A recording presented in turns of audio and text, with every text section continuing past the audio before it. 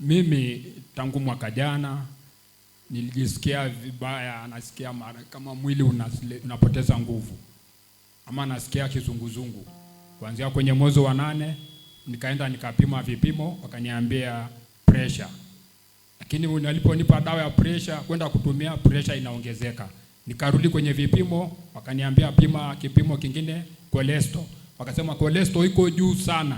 Wakanipa dawa, nikatumia mwezi moja, nikapata nafuu. Nikarudi wakaniambia cholesterol imepona lakini pressure inazidi kuongezeka.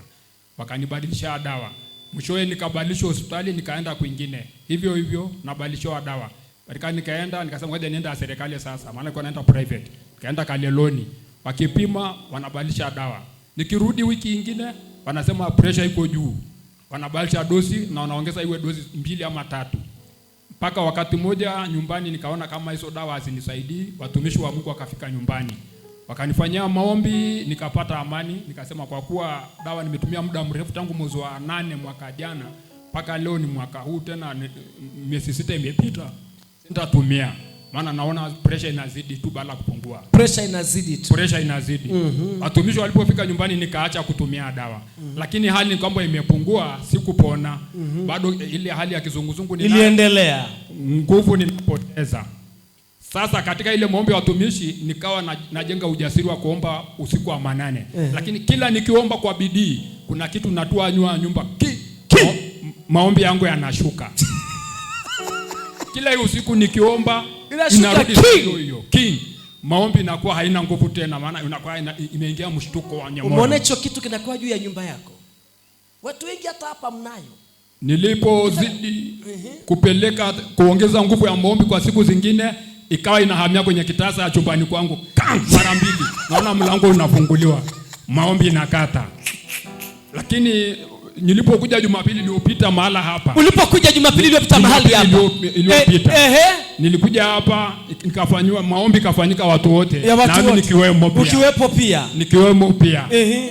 Lakini baadaye nikakufuata hapa wakati umekaa. Wakati nimekaa. Ukashika hapa kwenye kifua changu, ukasema pressure tulia na uondoke. Nikasema pressure tulia na uondoke. Na uondoke. Ibaki ile pressure ya Mungu sasa ya Mungu ya kawaida. Nini kimetokea? Umelala salama? Nimelala salama. Unaendelea vizuri? Naendelea. Natamka pressure ya mapepo iondoke. Pressure ya mauti iondoke.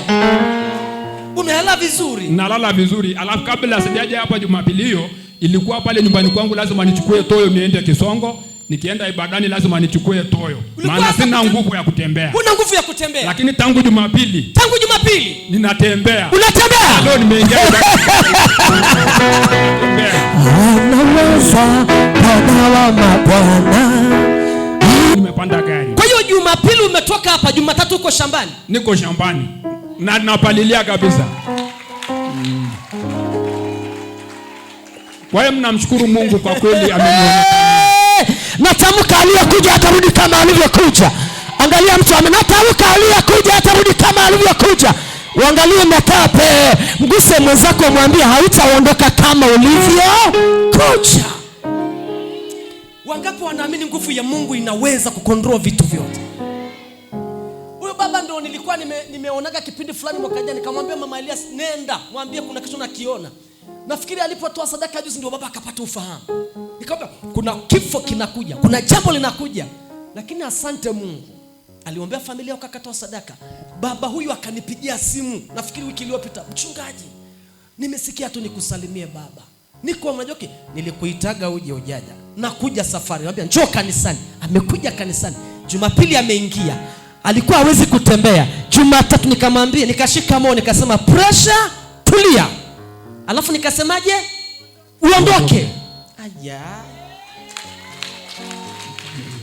Hivi unaonaje niseme adui tulia kwa Sara? Alafu kinachofuata ondoka. Amen. Mtumishi, changamoto hata nilibaki kidogo nikifanya ile maombi ya usiku wa manane, maana napenda kufanya. Usingizi unakata. Unasikia tu king. Usisikii chochote, lakini usingizi sasa inakata kabisa mpaka asubuhi. Lakini ile king kwanza usikii. King hakuna, kitasa hakuna. Iko Nimesema wewe pressure, toka. Tulia, alafu ondoka.